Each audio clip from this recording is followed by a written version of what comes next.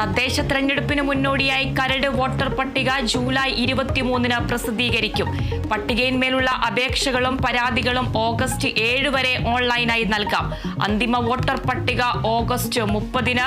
തദ്ദേശ സ്ഥാപനങ്ങളിലേക്കുള്ള തെരഞ്ഞെടുപ്പ് നവംബറിൽ.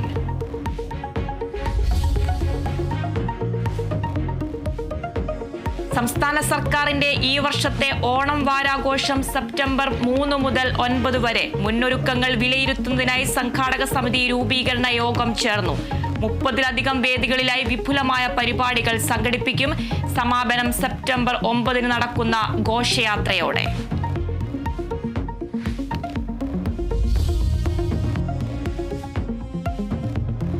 സംസ്ഥാനത്ത് ഇന്ന് 9 ജില്ലകളിൽ ഓറഞ്ച് അലർട്ട്. വടക്കൻ ജില്ലകളിൽ കനത്ത മഴ തുടരുന്നു. ശക്തമായ കാറ്റിനും സാധ്യതയെന്ന് കാലാവസ്ഥാ വകുപ്പ്.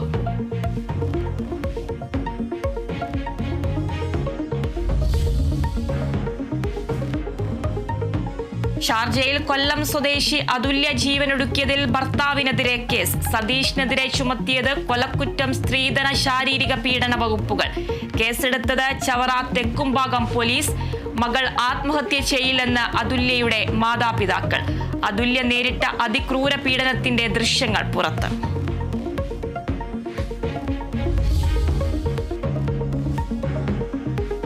തുടരുന്ന തർക്കങ്ങൾക്കിടെ ഗവർണർ ഇന്ന് മുഖ്യമന്ത്രിയെ കാണും. കൂടിക്കാഴ്ച വൈകിട്ട് 3:30 രാജ്ഭവനിൽ.